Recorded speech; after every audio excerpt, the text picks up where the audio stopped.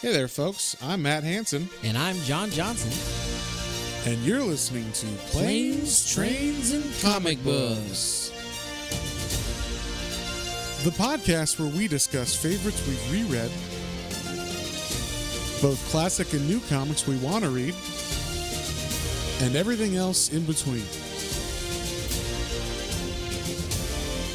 And here's the comic we picked this week. Hey there, everybody. Welcome back to another episode of Planes, Trains, and Comic Books. Today, we are celebrating the release of a TV show that came out this week called Why the Last Man. Yeah. And we're doing the first volume of that comic series, and it is called Unmanned, is the name of that volume. I'm excited that we're doing this because this is actually a revisit for both of us because this is one Matt got me onto back when he was working at the comic book shop. Yeah, back at the comic book shop days. And he was like, "Oh man, you got to read this." And I was like, "It sounds weird, but It sounds weird. I don't know. It just sounded. I was like, okay, what? I guess I do like post-apocalyptic things usually. So, Right. But Well, yeah, I don't know. To me, this doesn't sound weird at all. It just sounds like a comic book premise, like Last Guy on Earth or whatever. I don't know. Well, either way, I ended up loving it. Like I think I don't remember if I finished it, but I know, like you were handing me. It wasn't finished when you were reading. It finished after or right before I left for school. So. Well, I know I read a lot more of this than I've read like full series. So yeah, and it was really good. So I was excited to revisit it because it's been years since I picked it up.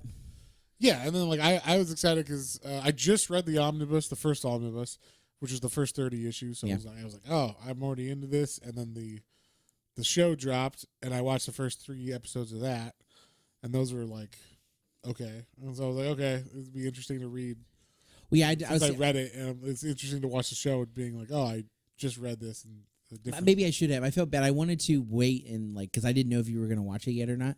So I was like, okay, I'm going to read this. We'll talk about it, and then we would. But I should have watched it. Should have watched. We could have gone back and forth because I'm not a big spoiler guy, but Matt told me some little changes that were different from we'll talk about from this. Yeah, we'll it talk. Sounds like very odd choices to make. Yeah. So if you care about show spoilers and you've read this comic before, then I guess be aware that we're gonna spoil stuff. This is a spoil podcast. We're literally telling you what happens in the first volume. So that's true.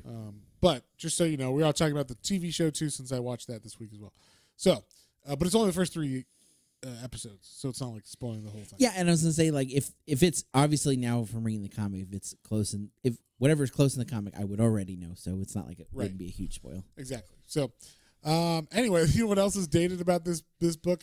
The this book blew me away cover thing is from Wizard Magazine. Yeah. What the fuck is Wizard Magazine? Anybody remember that?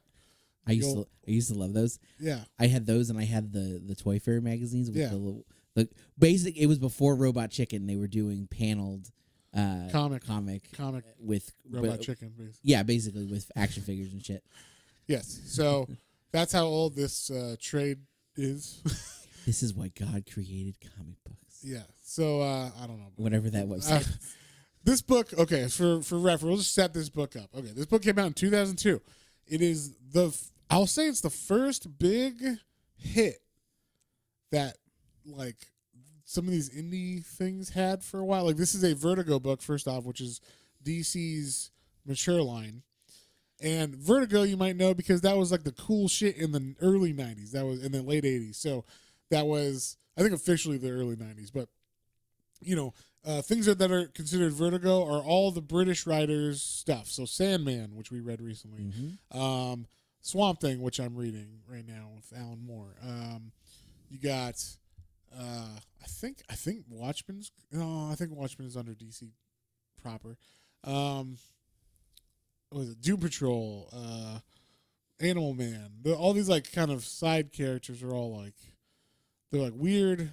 We don't know what to do with these, and then the British people made them adult. Yeah. So like Doom Patrol and shit. Like we're gonna like sex and mature these things up a little bit, so that way, you know, they're like the adult cool titles or whatever. So that's what it was in the 90s.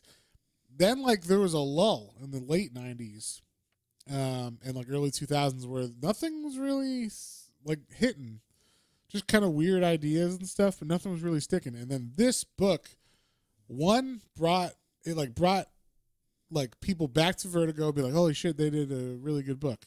And then two, it was this writer, this specific writer named Brian K. Vaughan. It was his like really big first hit. Yeah. Because he had written like some of Swamp Thing that was going on, but it wasn't anything. No one gave a fuck about it. He had a couple other things that came out, but this was like his, holy shit, this guy's a good writer. Or at least at the time, everybody was considering that. And then like,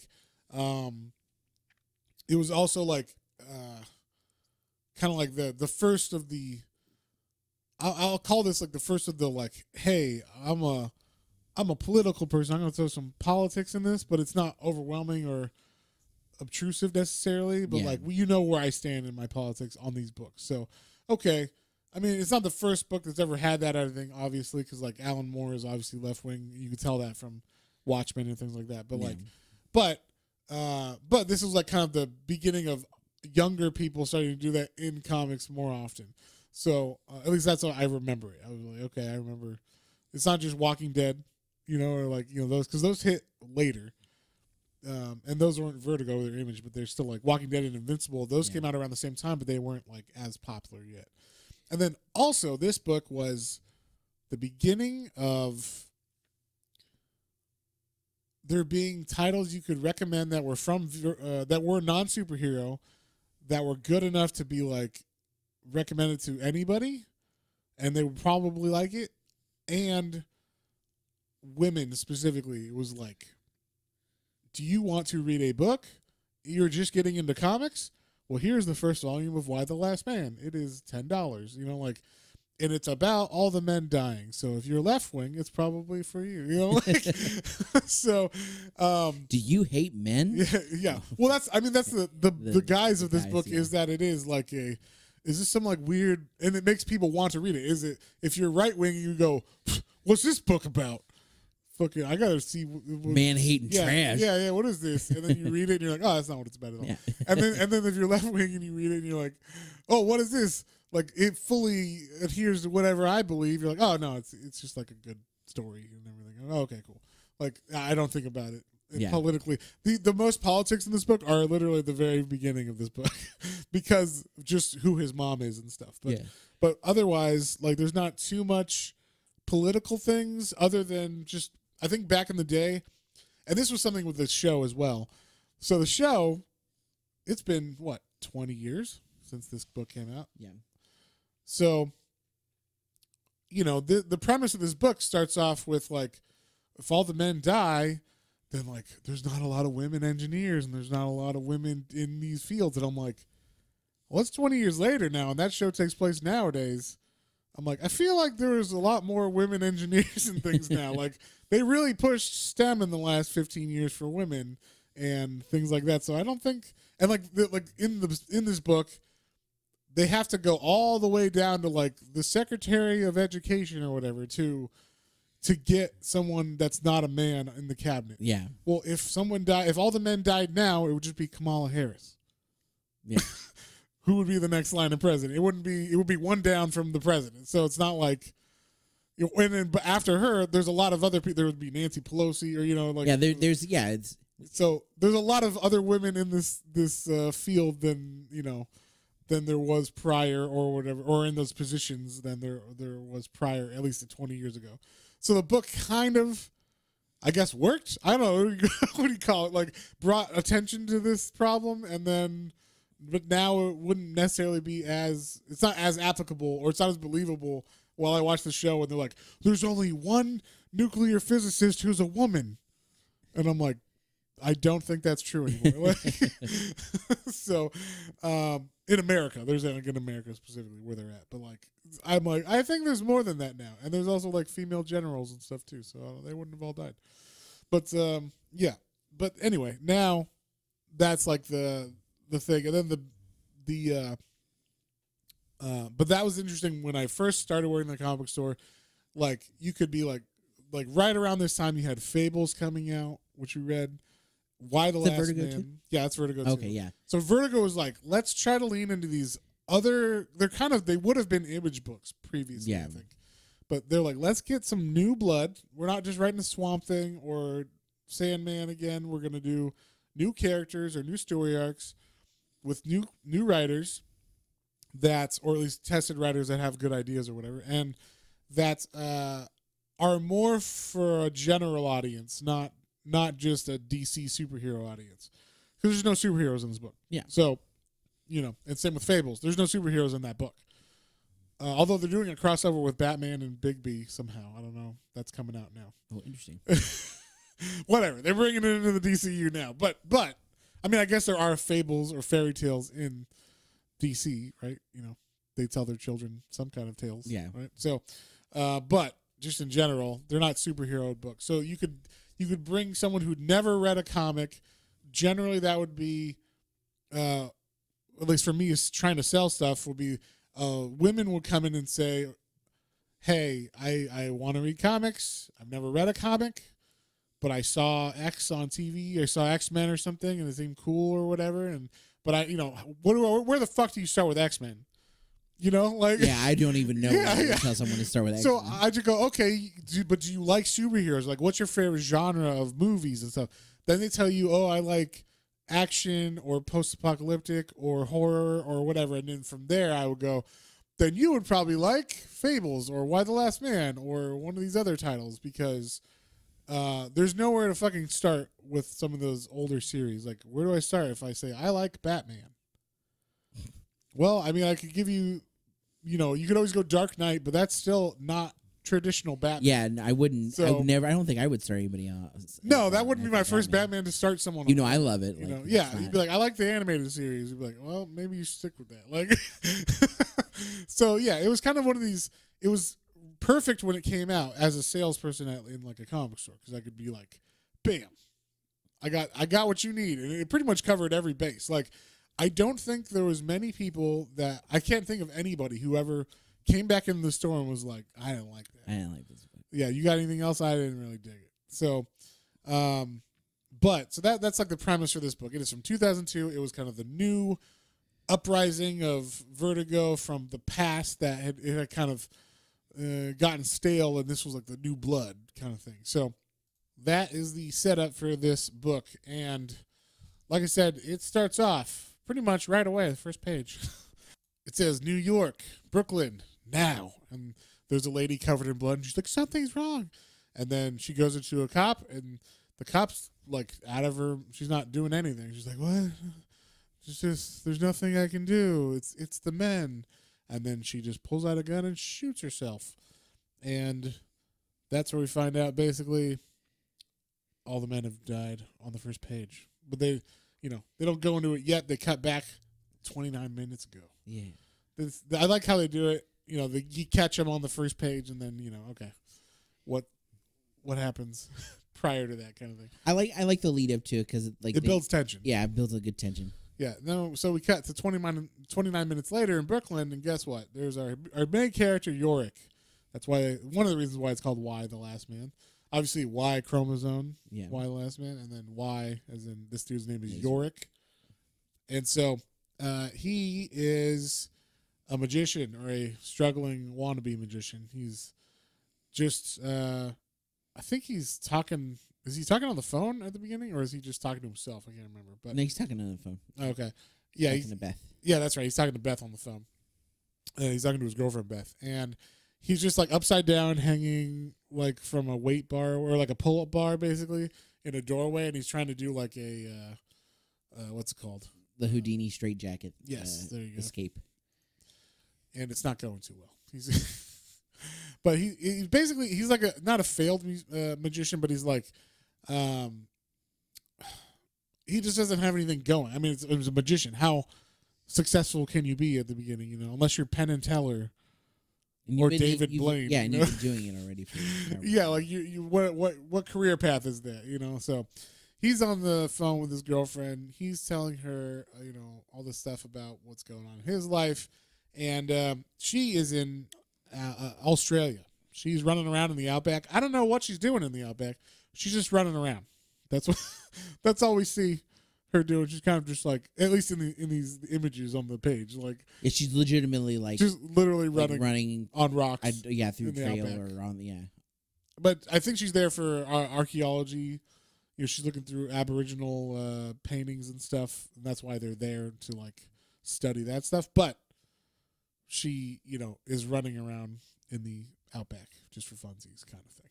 Yeah. And so while she talks to him, I don't know what kind of phone she's got that can, and in 2002 that could talk to you or whatever, a cell phone with that kind of signal in the middle of the outback to all the way Nextel. Yeah, there you go. One of those bricks. Or whatever, exactly. It's $1 a minute. Oh, good Lord. Yeah.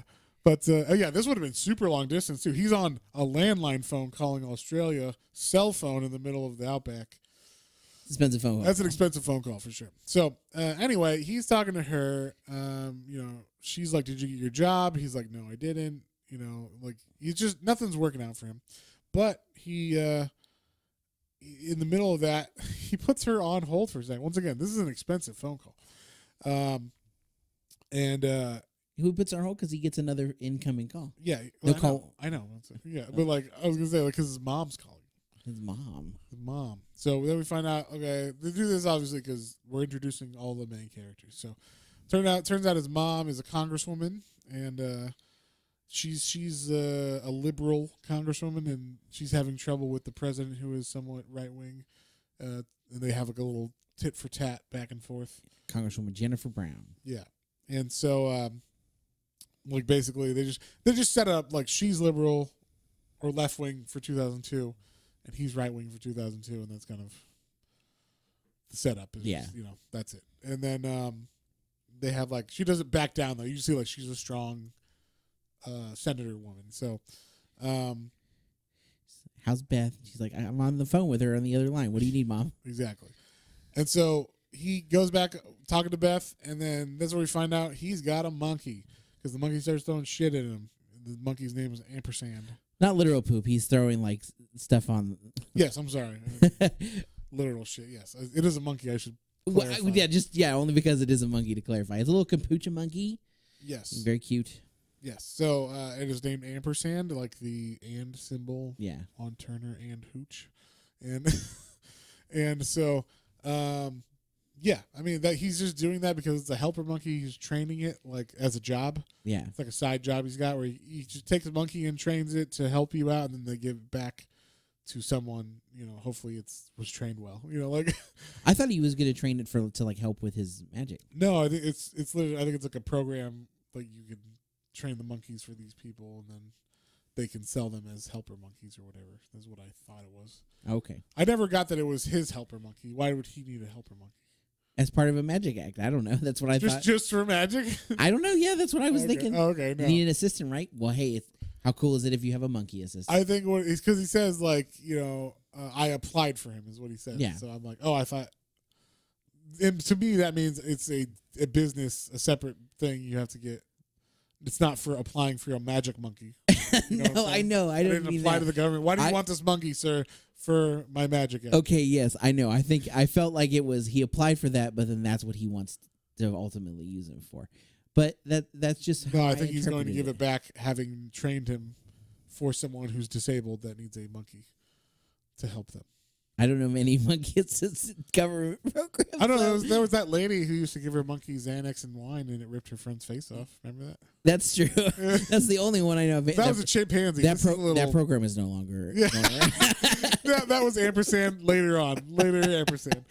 Oh man. Anyway, sorry about that lady. That was one of the scariest. That's one of the most horrible stories. Yeah. If you want to scare yourself real bad, go listen to that audio on YouTube, and then also look at pictures. Actually, there's an interview with her on Oprah, I think, of the lady who got her face and hands and fingers ripped off and shit from this chimp, because chimps are fucking and terrifying. You should not have them as pets. No, don't have them as pets. You're crazy. Oh my gosh. Yeah. Anyway, let that thing free. It needs to live in the forest. Like Caesar. Yeah, well, but not like Caesar here in America. Yeah. We know how that goes. So anyway, he's talking to his girlfriend, and right as he's like, I got something to tell you. It's something important. I'm going to, propose to you.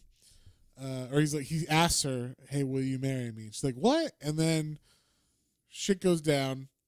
But first we cut to the West Bank, of course, because this is right after 9/11. Yeah. So the political intrigue in this is not about any of. There's no Trump. There's none of that shit. It's just the war and the Middle East and that kind of intrigue. So in the Middle East, you have the Israelis fighting. There's like Israeli special forces fighting other people in there, and I don't know. It just kind of goes back and forth with that kind of thing. Just introduces the idea that this is what's going on in the Middle East and it's important. And then we also get introduced to in the Middle East the other main character in this, like the other side main character, Agent 355. Agent 355. She works for the Culper Ring, who's like, we'll say it's the CIA's CIA. Yeah, it's like the secret CIA. It's the Masons inside of the CIA. All right, it's the Illuminati's backup service. All right, so she is like a badass, basically, detective or not detective, special forces, and she is here in Jordan. I don't know, like trying to get an amulet that does something. I don't know. Guess, this is a little weird. It's a little convoluted, but basically, it'd be like if they were like, this lady has half of, it's like Indiana Jones. There's a relic that we want, and this lady has it, and we need to bring her in because someone else is looking for it, and it has something to do with if like the bad guys get it, they will combine the two halves and they'll be best friends forever or something. Like so, like yeah, it's a weird whatever. I don't know. It's some political intrigue that I'm not sure. I don't know. To be honest, we never come back to it in this. Exactly, it never really comes back or matters at all because as she's trying to help this lady escape with the thing, and the lady's not cooperating. God damn it. Terrorists break in and start blowing her away with a fucking machine gun, and 355 takes her gun and shoots those people, and then everybody's dead, and she's like, great, great. Then she gets assigned to the president. Like, you have to come back to the United States for something. So, like we said, and I forgot, and then also right at that moment that he's about to tell her he's proposing, Boston, Massachusetts, there's a woman giving birth. Her name is Dr. Mann, and they're like, wait, who's the father? And she's like, I am a geneticist, and I made this baby and impregnated myself. It is actually not made from any male chromosomes or whatever, but so like there's no male DNA or whatever. It's just two of, I don't know. I don't remember where she got the DNA from, but basically, it's her DNA twice or some shit. So she's trying to do basically illegal experiments on herself, I guess. So because no one else is, she can't do it to someone else. So she is about to have a baby, and she's the father. Then, same instant, we get introduced to the sister of said hero Yorick. Hope. Her name is Hope, yes. And she is a EMT, and she is in this. She's just kind of like, I like to fuck guys, and yeah, I mean that's about it. We get introduced to her like getting it on with some firefighter. Yeah, firefighter. And they're like, "Hey, we got a call. We gotta go." It's like, "Oh, okay, we'll finish this later." Yeah. So she's just like a normal woman who's like having fun with her life. She's just an EMT. Nothing out of the ordinary, really. And like we said, Yorick then proposes, and at that moment, all of these things are happening at the same time that we said, like the woman giving birth. 355 is flying back to America. With another male pilot? Yes. And then, everybody's got like males with them. So the woman giving birth has a male doctor and a male, assistant or whatever. I don't know, her male assistant. And then, 355 has a male pilot. Then on the West Bank in Israel, we have the Israeli special forces that we were talking about. There's a female general, and then she has, I guess, a male reporter, I think. Her reporter. He's just being annoying and bothering her. And then we have, in Washington, we see his mom, and then Yorick.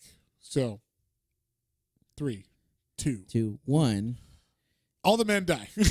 Everybody who's a man in those panels starts vomiting blood all over everybody. Vomiting blood coming out of their eyes. It's actually really intense and cool looking on the page. It's basically like if that's what rat poison is. I don't know if you know that. Yeah. It just makes you bleed from everywhere. Internal, I think. No, not internally. Everywhere. Oh, just out of your eye, wherever there's a hole. You're going to have blood coming out. Oh, that's crazy. Yeah. Basically, just makes it so your skin ain't skin anymore. Like it don't hold nothing in. Gosh. So, yeah.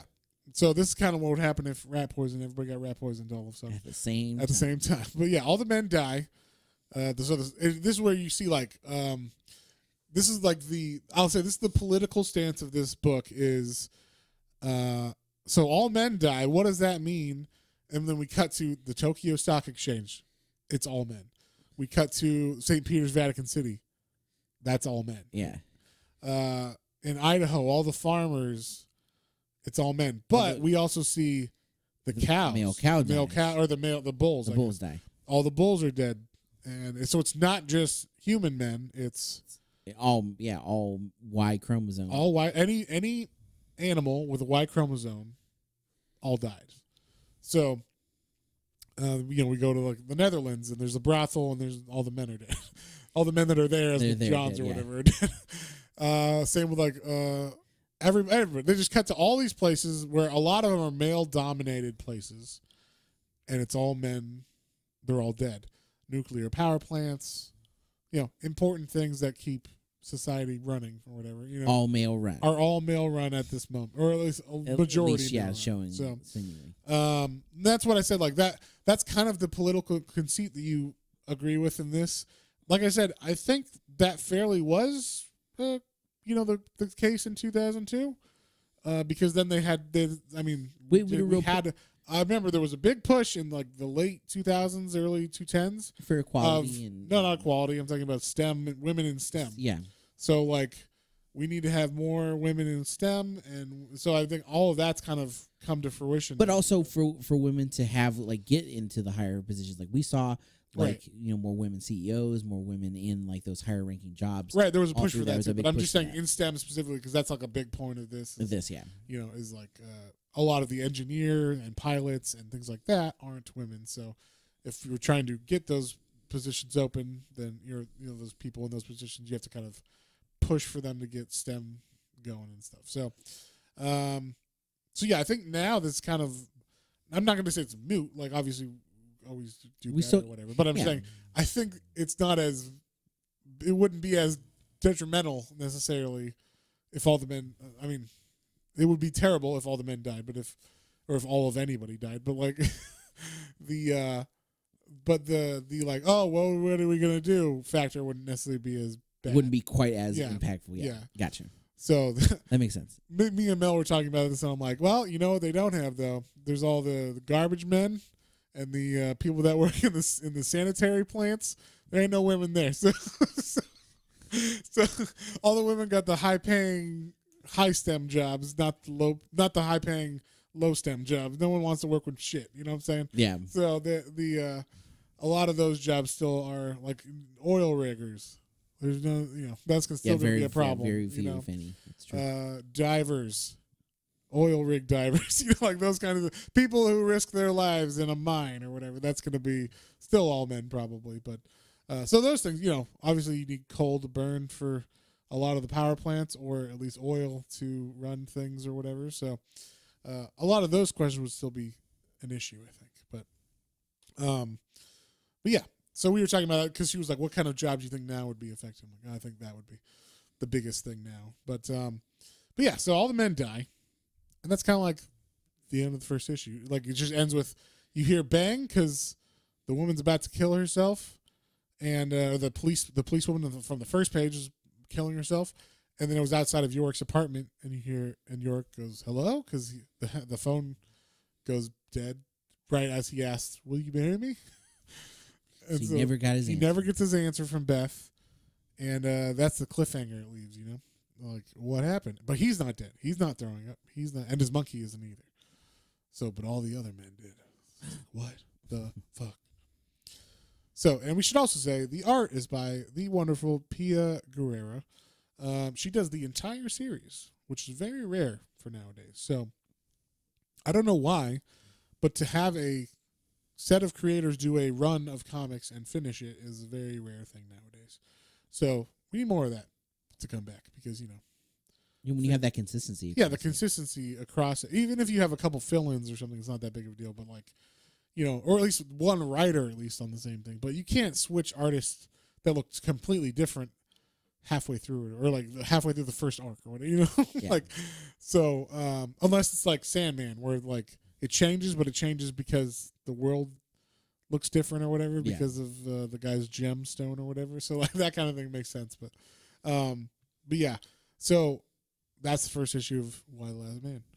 And we move on. It's 2 months later now. DC Yorick he's got his monkey carrier where Ampersand hangs out in, and then he's got like a it's like a raincoat with like a gas mask on that he has to walk around in because he's a guy and he's the only guy, so he's kind of valuable, or at least he's I'm sure he's had some unique, weird run-ins. Yes, I'm sure. And one of them happens right now because someone, it seems, almost hits him or tries to hit him with a garbage truck.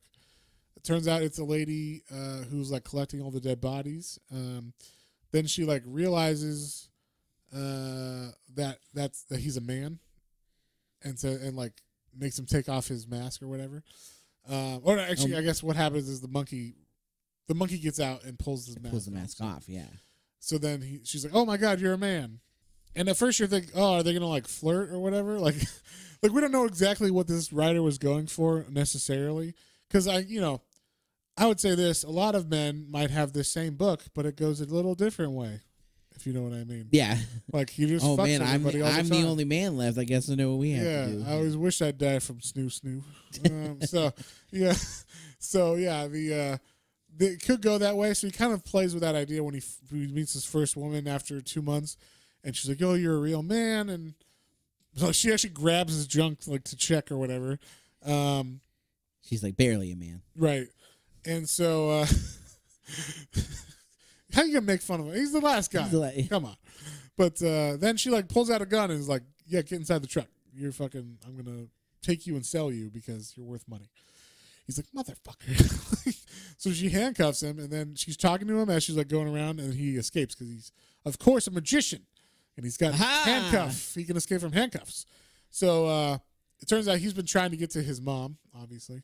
So he goes to Washington, D.C., where she is at the White House, I guess. Yep. I mean, I don't know. Why would you be at the White House, though? Well, I assume they just kind of were like, I guess. I mean, in my mind, I was like, they're in the Pentagon or something, and then I was like, oh, I guess they were at the White House. I don't know. I didn't see where they were when in the last issue or whatever, but I guess it was the White House. I think they were like outside of Congress, the last one, but even still, like, I've never been to DC, so I don't know where these things are in relation to each other. They're just right next door. Is the White House next to the Pentagon? Next to the? I wouldn't think so. No, they're spread out. Yeah, that's what I figured. So that's why I was like, okay, but maybe they all moved to the White House just for funsies. There is a big fence around it, so maybe that's why. Well, I think it may be partially because, like I said, like you're kind of like taking, they're consolidating the power at this point, with the other people that have died and whatnot. Yeah. And like they said, I think if 355 finds like who technically is next in line to become president. Yeah. While this is going on, 355's like, I actually found the real president later on, and she comes back with her. But the in the meantime, Yorick's mom has actually taken like presidential control because she was like the next in line after you go down 20 people or whatever. Yeah. Of everybody they could find at least, and then. So he comes in and he sneaks in and he goes right behind his mom. He's like, "Boy, security's really gone to shit since all the men died." And then she like freaks out and flips him over her shoulder, and then realizes, "Oh my God, it's Yorick!" And she's like, "How are you alive?" He's like, "I don't know how I'm alive, but it was amazing. Basically, it's some miracle, but like it fucking sucks also." So. Like, Dad isn't alive, is he? Is it maybe a chromosome thing? And she's like, "Nah, he dead." Nah, he's dead. It's not like it's not like our family is immune for some weird fucking reason. Well, I mean, that would be an interesting thing too. Then we'd be like, "Oh, it is genetic in this family." Somehow. Potentially, yeah. But I think later on they say that what they float halfway through the book is that maybe the Ampersand had some Yorick fucked the monkey, and yes, as you know, Yorick. How does any disease start? Well, this is a disease that happened to protect the. And it did both. It did, yeah. It gave the first person who fucked the monkey not AIDS. And Yeah, and then gave exploding AIDS to all the other men. That's not where AIDS came from, people. No, It's a horrible 80s rumor. But anyway, yeah. So basically, he scares his mom. She's like, "Holy shit!" And then he's like, "I have to go find Beth," and she's like, "No." And he's like, "But we're engaged." And she's like, "You proposed?" He's like, "Kinda." Like, I mean. I'm sure she was gonna say yes. Yeah, like I didn't hear what she said, but I'm almost sure I heard a Y starting in her voice as the phone gave out or whatever. So, yeah, basically, she's just like he's like I need to get to her, and she's like no because like you're an asset now, and I have to protect you now that I know you're alive. I'm not gonna let my son now go across the country with. She knows what's been going on. There's been crazy shit going on. Where like factions are breaking out and all this kind of thing, and it's not just like everybody's like kumbaya, like that's not what's happening on the streets. So that's another thing that I think is interesting. One, like I said, this is not a right or left wing book, even though our author is probably left wing. The premise isn't all the men die and the world is fantastic. Yeah. Like I feel like that's what it would be now if it was written nowadays or something. Like, all right, let's calm down a little bit. But yeah, that I like that they're like, okay, it's all the men have died and this is what's going on for real in the country. These things are shutting down. What actually happens is she's like, we need you. We need to find this doctor named Dr. Mann, who was the woman giving birth to herself, her own genetic material or whatever, because she can study whatever the fuck's going on with you. Yeah. And all we need to do is find her kind of thing. And so then we get like gunshots and shit ringing out on the Capitol, and she's like, get down, or on the building that they're in. And White House being attacked, and he's like, terrorists, and she's like, worse.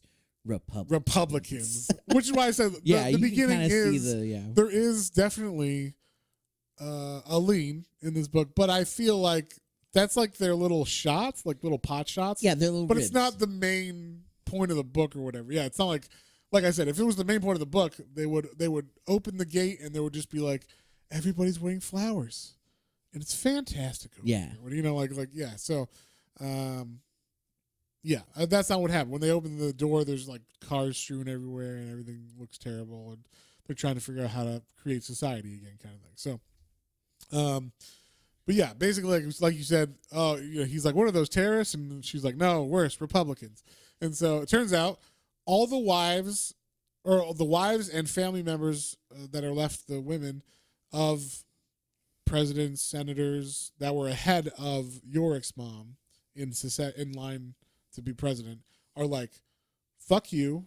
We should get their jobs. Yes. Because we're family, and then we should be. Right. And I was there the whole time anyway, giving them ideas and shit or whatever. And then, like, you weren't elected, which I think is a fair point. She's not elected to be president, but neither are they. So, I mean, like, the idea would be we need to hold elections, but you can't do that until it's stable enough to do so. So I'm like, well, I guess you'd have to keep her or whoever in place. So, but yeah, basically, these Republican women have kind of come to claim the presidency for themselves, I guess, or at least have some kind of representation for themselves in the cabinet or something under Yorick's mom. And so she's got to hide Yorick away while this is going on. And there is a couple people people know him about him now. Like a couple people see her hide him and shit. So that comes into play later. But as Yorick's mom goes to talk to them, there ends up being kind of a little shootout where one of the ladies had, and this is like, it's called finger control, people, right? Like someone had a gun to a person's head, and then like it goes off on accident. I killed that person on accident, and then she gets shot and killed by the president's side, and then it's like, whoa, yeah, whoa, and it's like it was an accident. It's like, all right, fingers off the trigger unless you're actually going to shoot someone in the face. So, yeah, but basically there's kind of a big shootout. And Yorick, of course, being the escape artist he is, he's like David Blaine in this motherfucker. He is, he's behind like what looks like a bank vault door, and he's able to figure out how to get out of there. So he gets out, and then out of nowhere, this big garbage truck comes and gets through the gate and like stops the shootout that's happening. And it turns out it's 355, and 355 has the actual woman who's in charge, who's the next line. I don't know. Who is she? Is she like just She was a secretary of something. Okay. But her name is Margaret Valentine. Yeah. So so basically she's like, I'm the president now, and don't worry about it, I'll take over.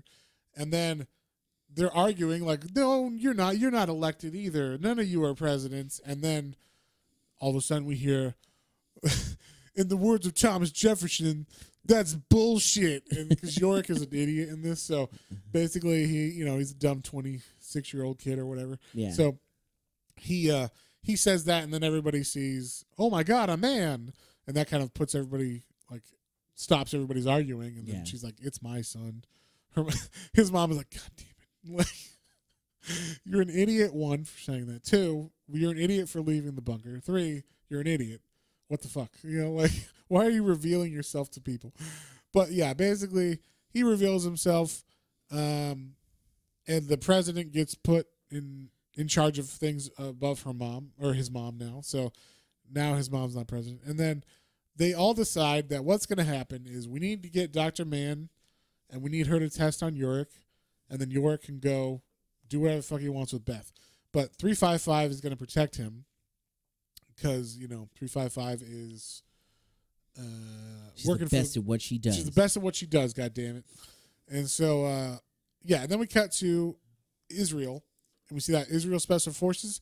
Oh, I think the lady that saw Yorick earlier was a double cross, double agent, because someone reports that there is a man named Yorick Brown who is alive in Washington. So the Israelis know, they send these special force ladies there, and that is the end of that issue. So, yeah. Then we get like,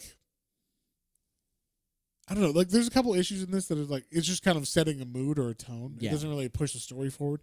But this is kind of one of those ones where like, it's more about Yorick and how he's dealing with shit, because he's not dealing with it good, like, he's walking with 355, and it's been like a week now or something probably. Yeah. They don't say the time frame 100%, but like basically they're just talking about kind of like politics stuff with her, and like exactly who she does, and she's getting to know him and all that kind of stuff. And you kind of see their dynamic. Like he's very goofy and like you said, kind of idiot, and she's she's very straight laced and like, God, you're an idiot. Like, yeah, well, it's like, okay, I'm a person. They're almost the same. They look very much within 5 years of each other as far as age wise. Yeah, she is a special forces agent. He is a magician who didn't have a job, whose parents probably paid for his apartment and shit. So like, it's kind of like that's the dynamic. Is you're a dumb fuck who wants to find your girlfriend. Who what the fuck are you gonna do when you find her? The world is shit now. So like, what's going to happen? Who knows? And then she's probably not even alive because she was in the middle of the outback when all this happened too. Yeah. He doesn't even know she's alive. So I did like there's a Paul Simon joke. So they're talking and she's like, whatever, I'm not your, I'm only here to make sure that, you basically make it. And he's like, well, hey, if you'll be my bodyguard, you can call me Al. Yeah, she's like, I hate Paul Simon. Yeah. She's like, I'm more of a Garfunkel guy. Yeah. And so, yeah, basically they have this like, back and forth attitude with each other. It's fun. I mean, the dynamic is good. Yeah, it's building a good. He's an idiot. Like, honestly, I mean, I don't take it as a slight. Like, I don't think he's trying to say like all men are idiots or some shit, but just this specific man, the way he is, what his life is, he's just kind of that aimless 20-something, you know? And so like, but they're walking through like where the Capitol building is now. Where the monument. Monuments, yeah. And like, I guess by the Washington Monument, they've started to make a monument to all the men who have gone. Yeah, there's just women there like wailing, like crying at this monument. And she says the reason why they picked that monument is because it's a big dick, obviously. Big phallic symbol. So phallic symbol, phallic symbol, phallic symbol. That's a deep cut for anybody who likes The Wicker Man with I don't know if it's in the original, but I think it's I mean, we it's know it's definitely in the Nick Cage version. version. So, yeah. So all these women are sad and everything, and they're talking about, who's your favorite, who do you miss the most, and all that stuff. And he's walking around. He wants to talk to them and just see. He's walking around with his mask on now, because before he wasn't. Before he was just talking to 355 with his mask off, which I think is kind of weird that she would let him do that, but I guess it's so the streets are so sparse that it's not a big deal. But, Yeah. But yeah, so all of them, or he's talking to all these women, but specifically one he's talking to about like bands and stuff, like, oh, who do you miss the most, and all that kind of stuff. She's and like, I miss, of all my family that died, I miss Mick Jagger. I miss, Mick Jagger the most. They're like, he was, and she's like, oh no, I just really miss the Stones. Like they're all dead. Yeah. I don't care about the family that died. And so then you hear like motorcycles rev up, and this is where we get like the first like, oh, it's not like Kumbaya all the time, besides the Republicans, right? Yeah. So we have these women ride up, and they look, let's call them butch. They call them the Amazons. The Amazons, yeah. And so they're women who have cut off one of their breasts, because that's what apparently Amazons like. When we say Amazon, we mean like Wonder Woman Amazons, because they have arrows and shit. They shoot bows and arrows, and to shoot bow and arrow easier, they cut off the side that they would have to pull back on. Yeah. Ergo, it's like a big deal to become an Amazon. Let's put it that way. Yeah. It's like you're committed. You got to cut your tit off. Doesn't sound fun. At least one of them. So like, yeah. And so these women are of the, I don't know. They all have hairstyles that are nowadays fine. We'll put it that way. But in 2002, so like everybody's got the shaved Rihanna hair, or like the just completely bald, or a faux hawk or whatever. It's just shit like, oh yeah, that's normal hair nowadays. But at the time, I think it was like, it would be look at those crazy ladies. So, but yeah, so they're going through the camp. They're like, get out of here, you stupid women. All the men are dead, and that's Good fine. riddance, too. Yeah. And basically, they're all just harassing the women that are sad, because they're sad that the men died, and they're trying to spread their propaganda of, there are oppressors, and it's good that they're dead, and how dare you cry for them, and all that kind of stuff.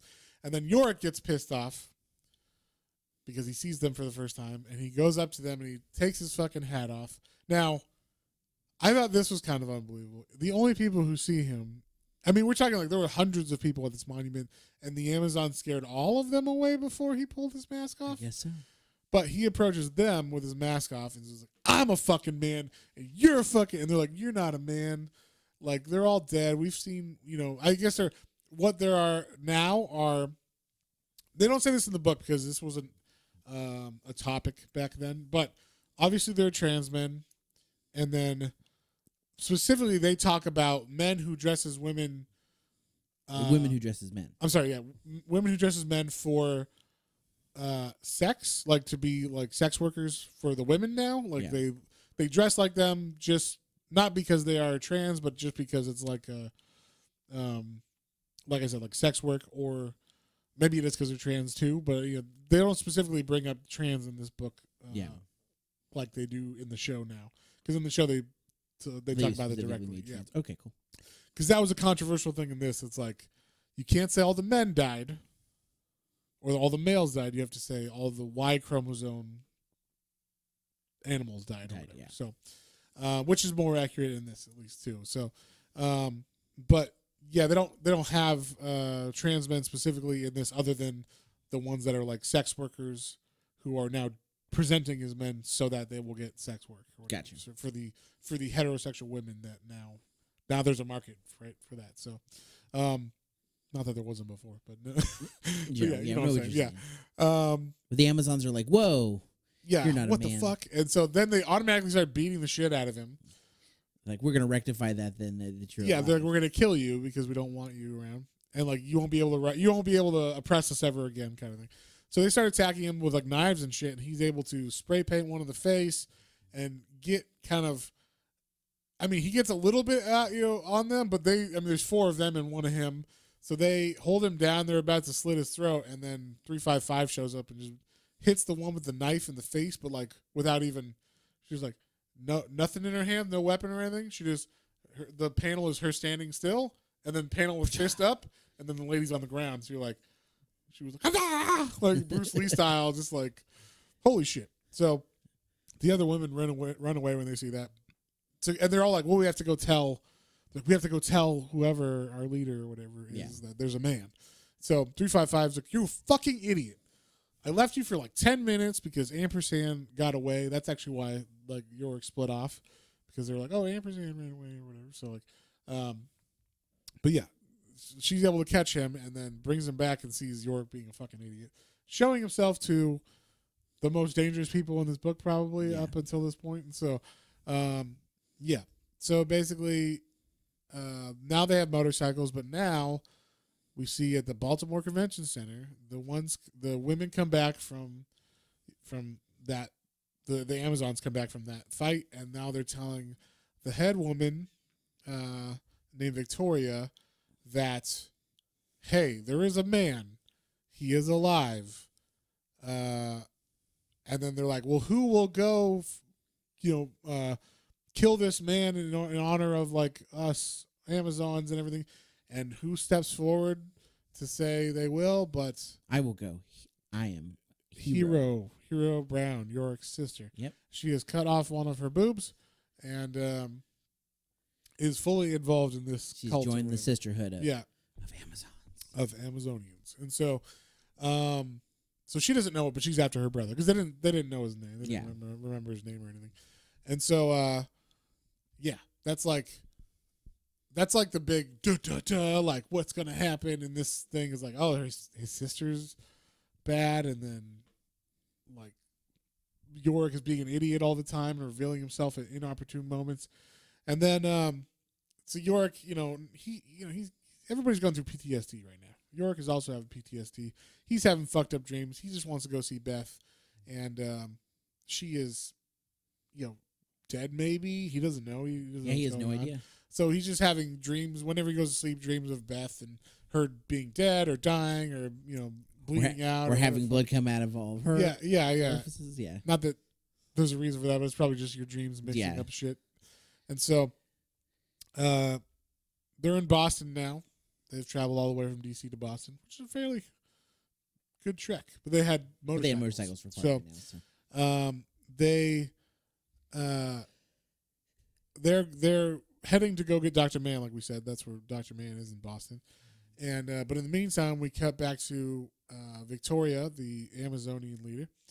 And they are now, like I said, on the hunt for this man. So they're tracking him. They're in Connecticut. And they catch a girl who supposedly knew or saw a guy on a motorcycle or some shit.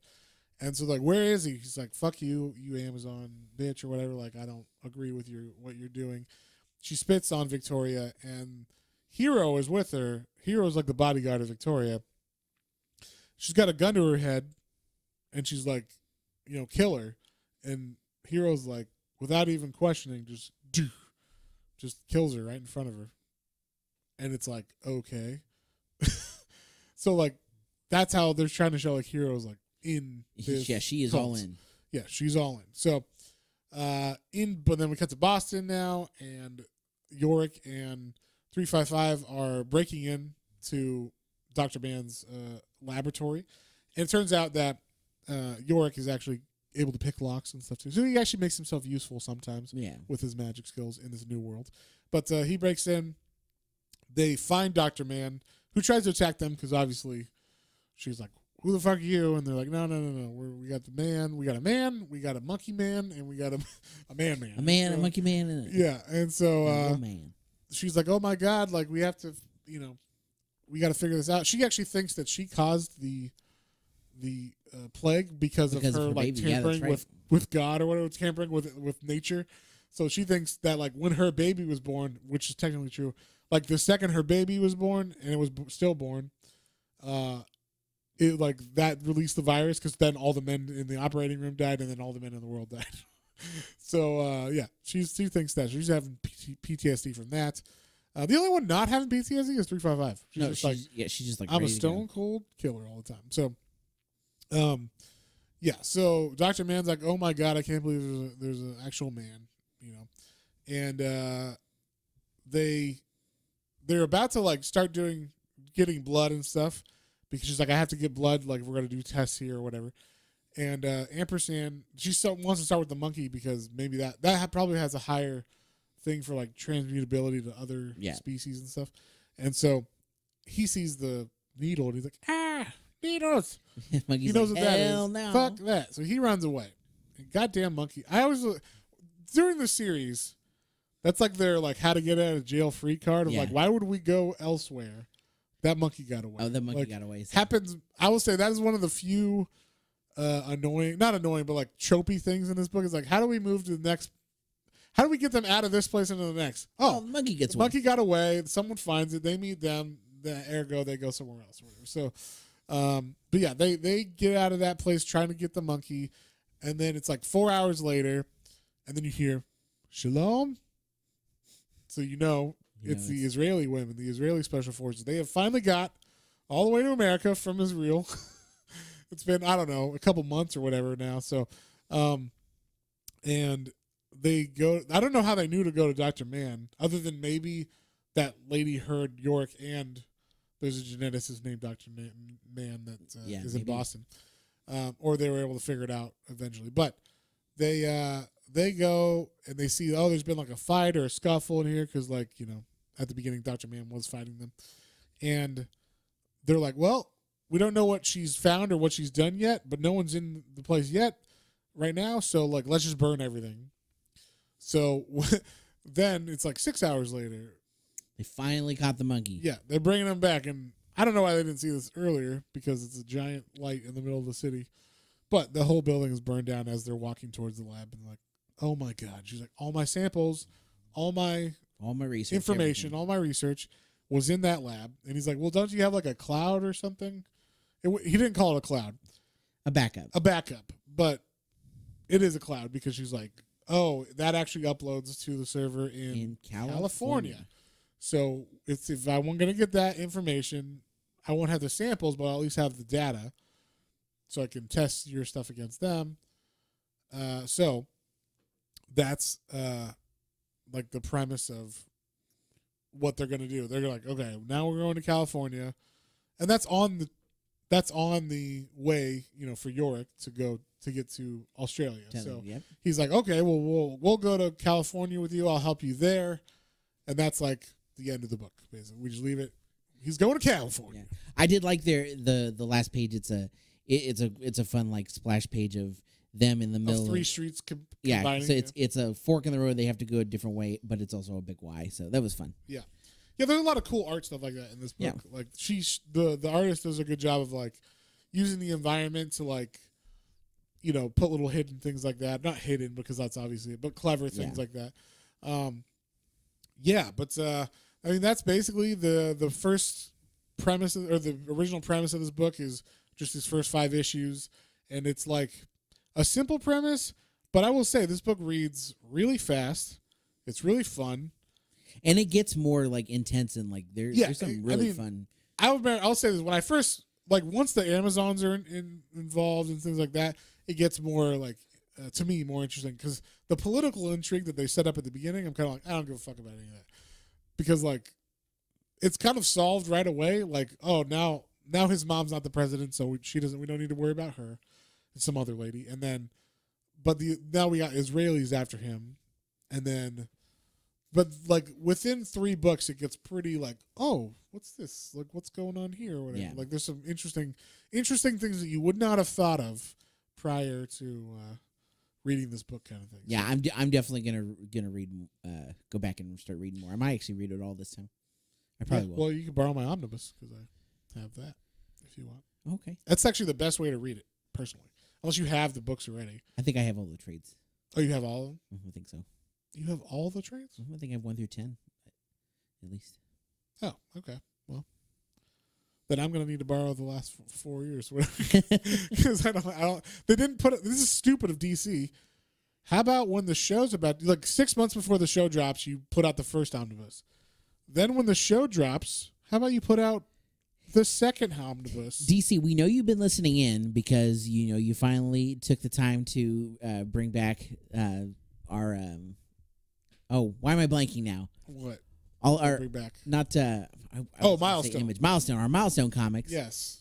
So we know you're listening, and what was there was another one they literally had happened to just put it out just before the series came out. You're like, oh wow, that never happens. I can actually pick. I don't it up. remember what it was, but I do remember. But yeah, so you're listening to our podcast. You got somebody on the inside of DC listening to small podcasts, and so you're listening to us.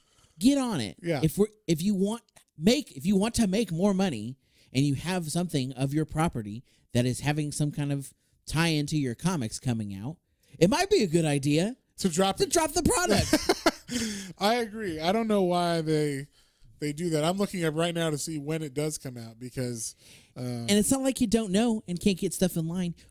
I go online and I'm like, whoa, what movie's coming out in 6 months to a year? Oh wow, Marvel has this slate. Oh, DC has this slate. You know it's coming. Yeah, right. Let's see. Compendium 1 is out, and I'm not seeing anything for Compendium 2, so it's not even solicited. How dare they? Wow. How dare they? Unacceptable. It kind of is to me. But well, anyway, I'm definitely going to... Oh, it was Sweet Tooth. That's what they dropped. Oh, that's right. It was Sweet Tooth. That's right. So, yeah, they dropped the Compendium for that, but they can't drop the Why Last Man second one. So, I guess they figured, we got half of it out there. It's fine. They'll start on it. We'll get it. But I will say that is, to me, the best way to read it because you don't have to go find the next book. You just continue reading. And you just lose yourself in the story because the story moves so fast because it's literally like 355 and him walking. Oh, yeah. No, and I then think things happen around them. I think this took maybe like 45 minutes to read. Right. And it was 5 issues. So normally on a non-Alan Moore or like Neil Gaiman book, it will take you anywhere from 10 to 15 minutes to read an issue.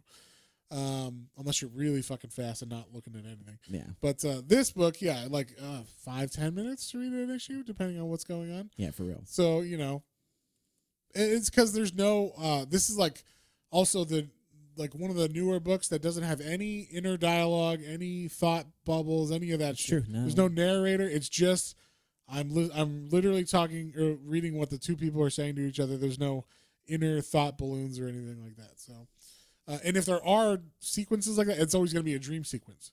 If he's having inner thoughts, it's because he's dreaming it and he's talking to then whoever's in the dream. So, So I don't know.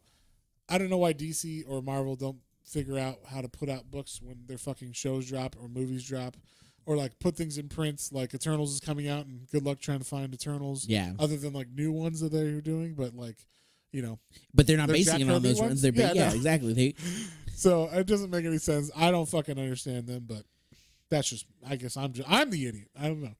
I'm in crazy land apparently. So I'm just a person who thought a company would want to make money on their products, or at least make them available to people. So, but no, it's not how it is. Anyway. That being said, comic wise, back to what we were saying before. So, John, what would you give this one? What would you think about it? what are your thoughts? What are your thoughts? Okay. So honestly, I think this is a super solid start to a comic. Like I said, I was immediately hooked back in. I was like, oh man, I remember this. This is a cool start. And I know it gets better. But like even just reading this, like, oh, I definitely wanted to read more right away. I almost did just go and grab the next one to read it. You wanted to, yeah. So it was good. It's a solid start. It's got some fun action in it. It's well paced. There's not really anything that like brings it down. I liked a lot of the writing was very witty and funny. And the art is fantastic. Yeah, I think that's why Yorick works good in this because he's an idiot, so he's funny every now and then. Yeah, he and the monkey are the comic guy. Relief. Yeah. I don't know about the monkey, but yeah. I just mean as far as like the monkey pops up to like when it pulls off his mask, he's like talking and it's like, oh no, that's what I'm saying. The monkey is their conceit. Why would all these women? It's the MacGuffin, find out? right? Yeah. You know what they call it? Exactly. Yeah. He's the Deus Machina or whatever. he's the blade that tells you where the thing is at the Death Star. Anyway, there you go. But yeah, solid. And that being said, since it's the first one, and like I said, I feel like it only does go up from here from what I recall. Either way, I'm excited to read more. I'm gonna give it a 7. Cool. Yeah. For a first trade, I'm gonna give this one a 7 too. It is a really good start. It introduces a lot of characters, but you can pretty much remember all of them and follow them. They don't look the same, which is nice. you all like everybody's in such a different area, or they look different enough that the second they cut to them, like, oh, that's the Israeli girls. And then you cut back to, oh, that's this, I don't have to remember who this person is. The only person that you might have forgot about was Hero, but they do a good introduction where she says, yeah, I'm Hero, because they literally, what's your name, soldier, or whatever. And you see, like, she's cut her breast off, and then she says, I'm Hero. Yeah, so, but and now you'll have that going forward. So. Exactly. So now you know, and now she's got her breast cut off. So it's kind of like, well, that's an interesting trait I will remember for the next time I see her. So, yeah, I mean, it's just like a lot of creative ideas. And like I said, there's nothing wrong with having politics in books. It's just, is that the story? No, not in this book. That should not be the story of your book, is you shoving, how can I fit my agenda into this book? Yeah, unless you were writing a political that's different. Yeah. comic, then yeah. Unless you're writing the history of Obama or something, or how Obama became president. That's different. That's a different comic. But or Martin Luther King's story or something. Yeah. That's different than that's this. that's a central theme of it. If you're trying to write a story, please write a story, and then if you want to weave political message or whatever, you can have that. And I'll just go, okay, cool. That's what that guy thinks or whatever. But it's not. You don't have to agree with any of what the writer says in order to fall in line with the premise of this book and enjoy it. Yeah, because even if that, you're like I said, it would be like everybody's. It's a fairy tale land at the end of this. And Stephen King wrote a book with his son that was a little bit like that. What book was it? It was called Sleeping Beauties. Oh, okay. So it was like, what if all the women there was something happened to all the women and they go to sleep, but in their slumber, their dreamland, they're all in this dream world together. Uh-huh. They get cocooned in real life, so their bodies get cocooned. And if you wake them up, they freak the fuck out and kill you, and then they die. But they, if you don't disturb them, they just get cocooned, and then they all are in this one telepathic dream world, where all the men are gone, and they're like, it's so much better. It's so peaceful. It's so much better without these other people here. And man. I'm like, I don't know. And then all the men are assholes in the book. Yeah. So well, I assume if we had a world like that, it would be the closest thing would be like the Rick and Morty world, where all the women are over here and they're learning wonderful jobs, and then the men they play outside. Yes. Yeah. There you go. But yeah, they're only for reproductive purposes. Yes. There you go. So and then you have that one torn special one who wants to dance. He doesn't understand. He doesn't understand, why is he different? Why am I different, Dad? Yeah. So yeah, I mean that's kind of not that book's even that bad, because there is a reason why it's in a dream world. So you can still suspend whatever politics or whatever you might be about for that. But it's just that one's more heavier on it than this is, and this is just a good idea, like a sci-fi idea of what would happen, So I enjoy it. I'm gonna give it a 7. You're gonna give it a 7. What are we reading next week, John? Let's do Conan again. We've been talking about it for a bit, and I know you think you're putting it on me like, oh, John doesn't want to read Conan. No, I want to read Conan. Let's do it. Let's do it. Because the first one we read, I was like, oh man, this really is awesome. I see why you've been talking this up all this time. Yeah, I'm glad that you like it and are into Conan now, somewhat at least. He's really calm on the microphone, but I can just see he's basically. I'm ecstatic. He's grinning from ear to ear. Okay. Well, then if that's the case, we'll not read from the direct series of the Dark Horse run. We're gonna do Conan: The Book of Thoth, which is its own trade. It was its own mini-series that was going on during when Kurt Busiek was writing the Dark Horse series. So I've never read this. Oh, cool. So that's why I wanted to read it, because I'm like, oh, I've read all the Dark Horse stuff, whatever. So cool. So this is new Conan for you too. New Conan for me, as far as I didn't read that. This series line. But it's the Book of Thoth, which is it's about the main bad guy Thoth, who's the main Conan bad guy. So we're gonna read that and check that one out. Also, if you guys didn't know, we have a coffee now, a KO-FI dash planes trains. Or is it .com/trains, planes, and comic books, all one word. So if you like our stuff and you want to support us, or if you just want a place where we're going to post everything at, so all the videos and everything, we're going to update it. Whenever we do videos, I'll put them on there, and the audio will also be on there. So you can look for the updates, but you can support us if you would like. with a donation or we're setting up membership tiers. So the first one we have is just you can recommend us a book for $2 a month, and we will do that. And I bet if you threw a couple books at us, we could probably fit them in as well, especially at the beginning before we have like a bunch of people. But Yeah. So go ahead and support that if you would like. And otherwise, you can email us at planestransandcomicbooks, all one word, at gmail.com. Don't forget to check out our Instagram, Twitter, and YouTube channel for exclusive content. Exclusive. Check it out, guys. Make sure you like, share, and subscribe. Yes, please do. And we'll see you on the next one. On the next one. Bye.